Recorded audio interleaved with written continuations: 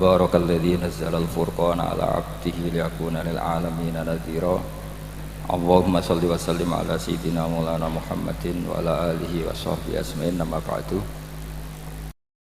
Yang sangat saya hormati semua pengurus wilayah Nahdlatul Ulama Jawa Tengah, wabil khusus Ki Haji Ubaidillah Sodaqoh, teman saya juga guru saya, putra guru saya Ki Haji Abdul Ghafur Maimun.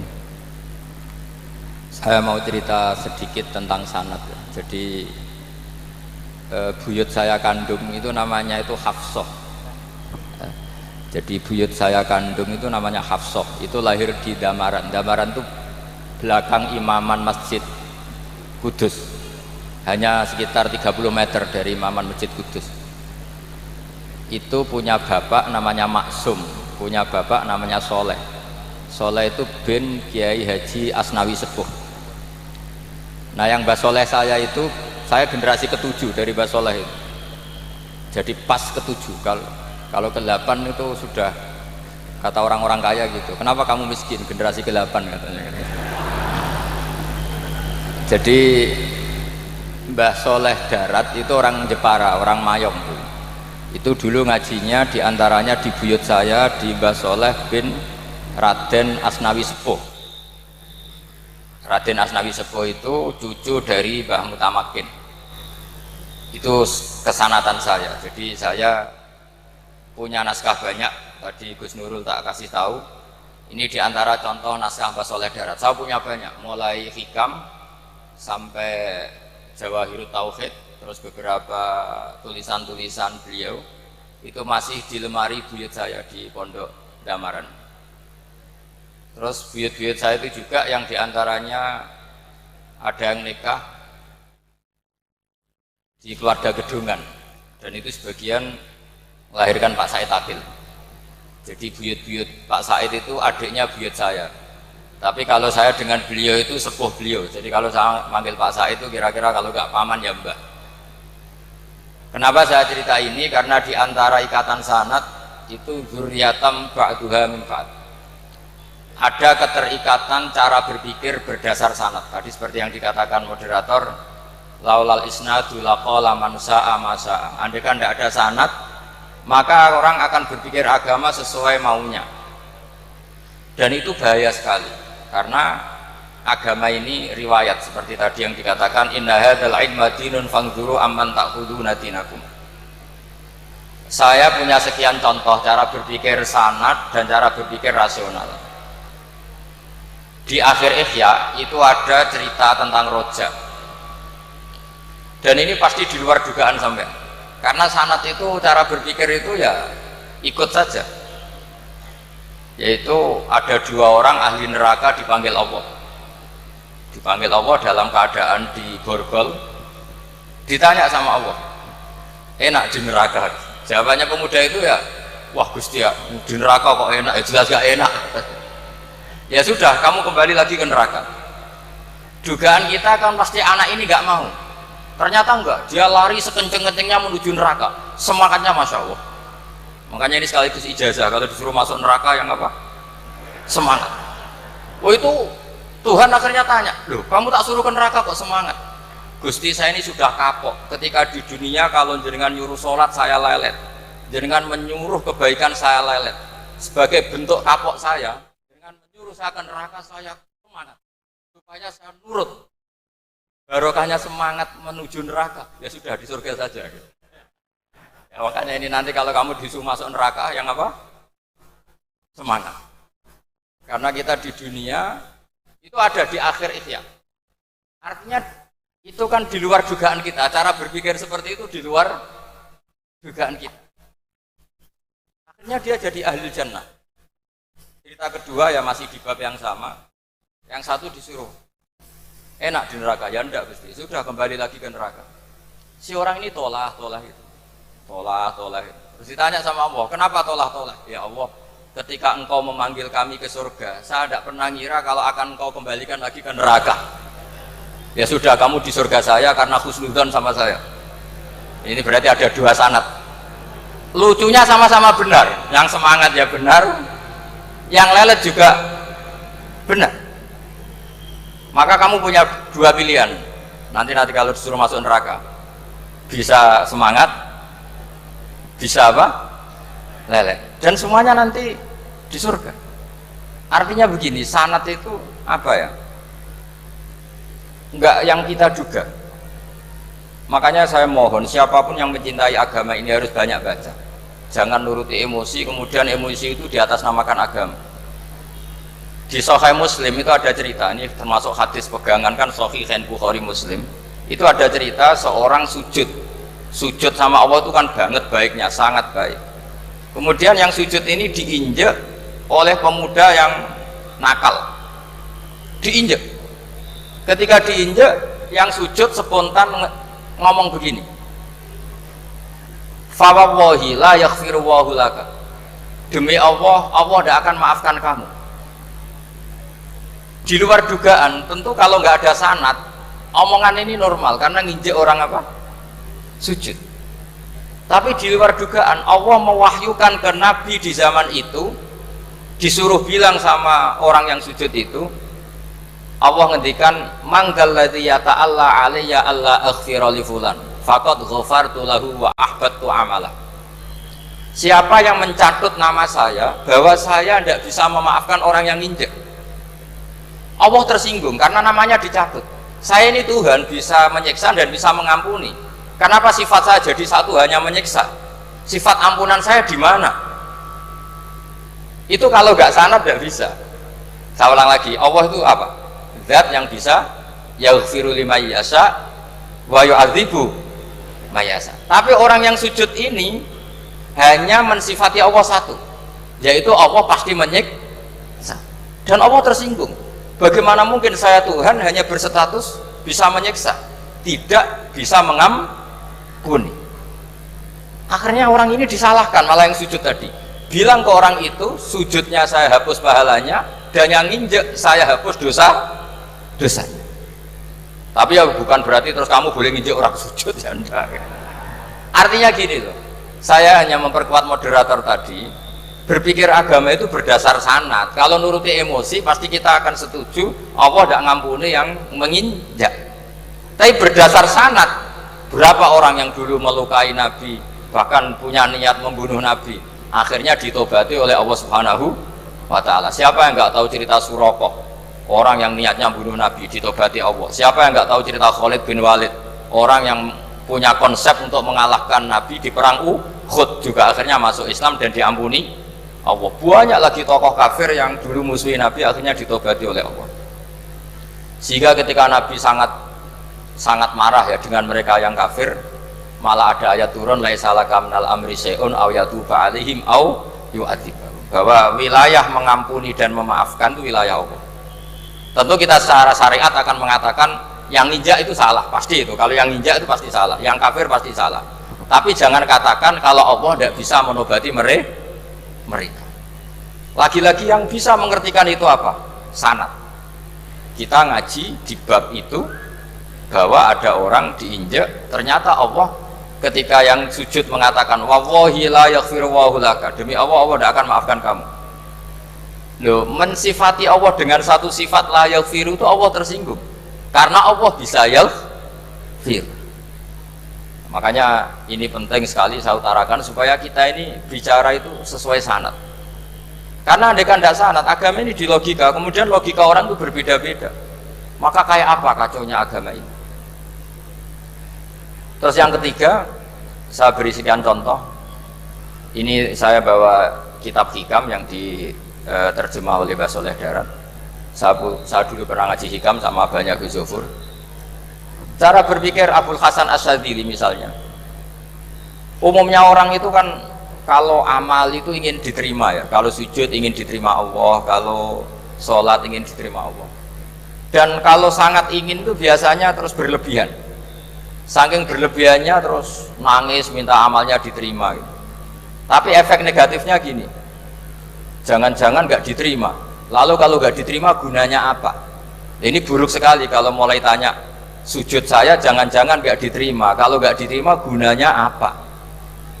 Itu menurut Abul Hasan Asyadzili itu pertanyaan dari setan.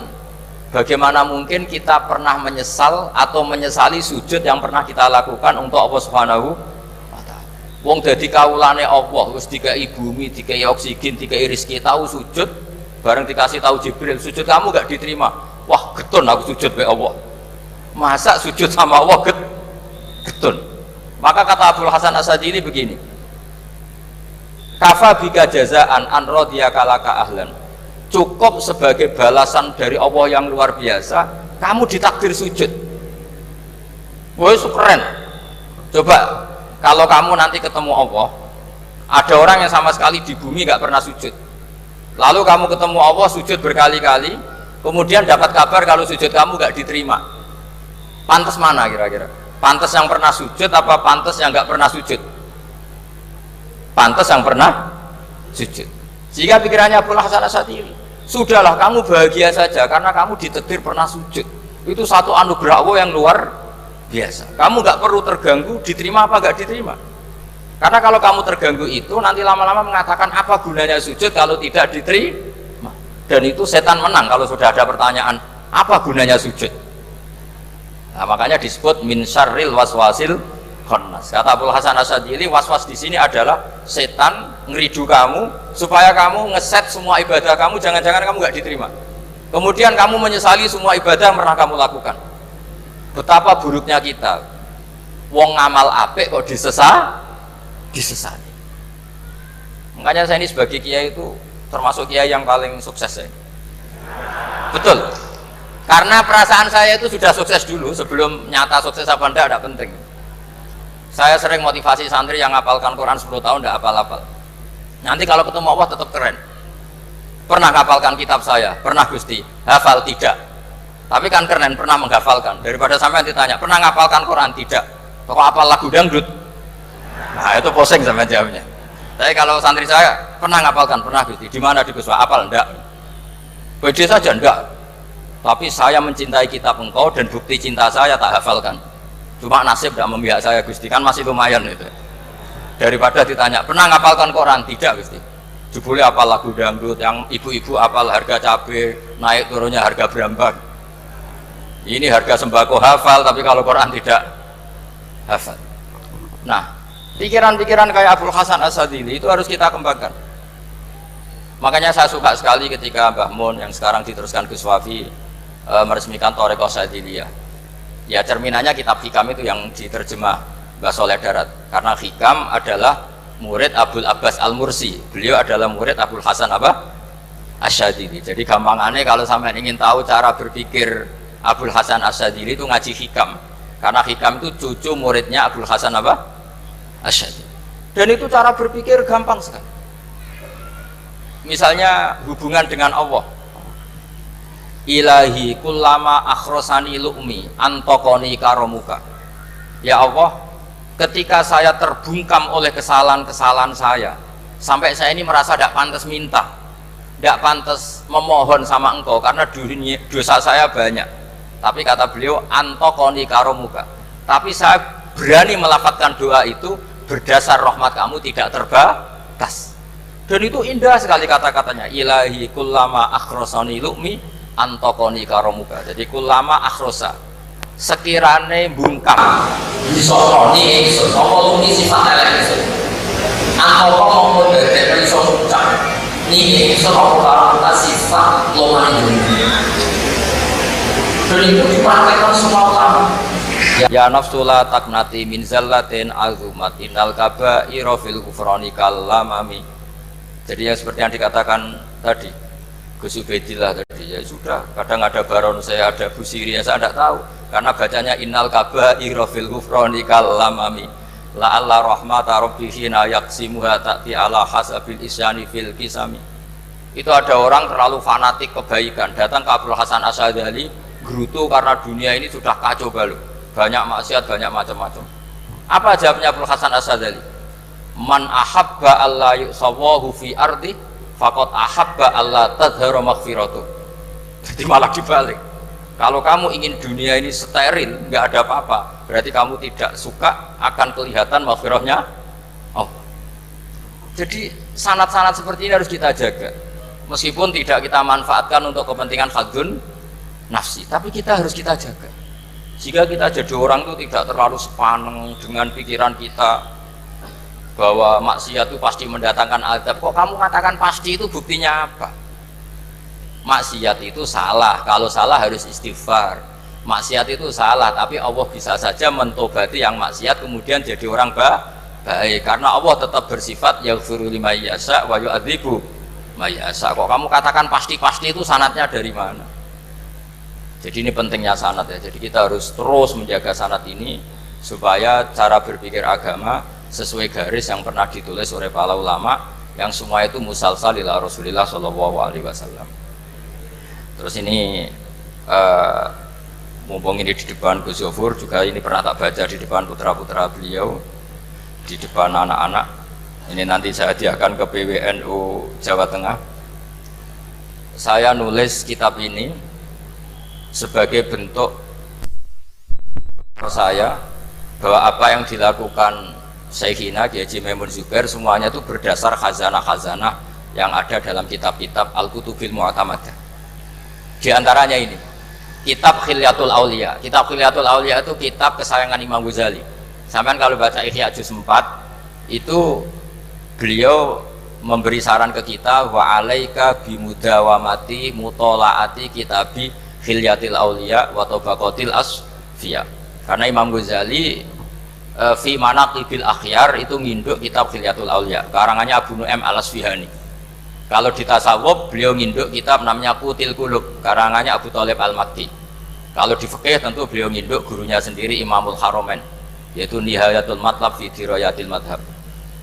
Ini saya beri contoh kenapa Mbah Mun, Kiai Ubaidillah, semua tokoh-tokoh NU cara perilaku itu santai, rileks tapi terarah.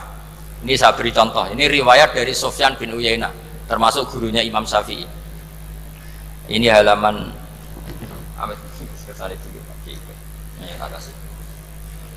yang pengurusan halaman 24. Ya, ini di halaman 24 saya terangkan. An Sufyan bin Uyainah, kana Isa wa Yahya alaihi wassalam ya'tiyanil qaryata fayas'alu Isa an syirari ahliha wa yas'alu Yahya an khiyari ahliha.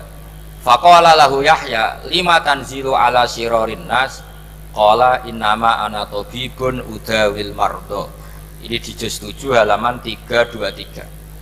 Jadi mulai dulu ulama itu ada yang fokus ngelola orang-orang soleh, tapi ada juga yang mendokteri orang-orang yang macam-macam. Nabi Isa itu kalau di satu daerah tanya, di sini yang orang nakal-nakal di mana? Oh di situ. Terus beliau ke situ. Ditanya Nabi Yahya, kenapa ke situ? Saya ini nabi. Nabi itu biman zilatit tabib. Saya ini ibarat dokter. Tentu dokter itu yang menyembuhkan orang-orang yang sakit. Sehingga kiai-kiai kita tuh ya kancanan orang soleh ya mau, bina orang fasik ya mau. Lah yang nggak boleh itu yang potensi katut fasik, itu nggak boleh. Jadi apa ya, supaya kita itu melihat sesuatu itu tidak seudon kiai kok berteman orang fasik. Saya berkali-kali bilang berteman orang fasik itu haram. Tapi kalau dibalik pertanyaannya, membina orang fasik hukumnya gimana? Baik, bisa membina kalau berteman, ya sudah dibolak-balik gitu. Tapi kalau dibalik berteman orang fasik menjadi fasik, ya jangan berteman kalau buatnya masih seperti itu. Ya terus saya teruskan ya. Sayyidina Umar itu terkenal orang yang sangat keras. Sayyidina Abu Bakar terkenal orang yang layyinal janib, orang yang sangat santun, sangat sopan. Tapi anehnya ketika Abu Bakar mau wafat, itu khilafah atau khalifah itu diwasiatkan supaya yang mimpin itu Umar. Padahal orangnya sangat keras. Tapi yang jarang diketahui publik adalah ngiranya Umar keras itu wataknya. Ternyata enggak.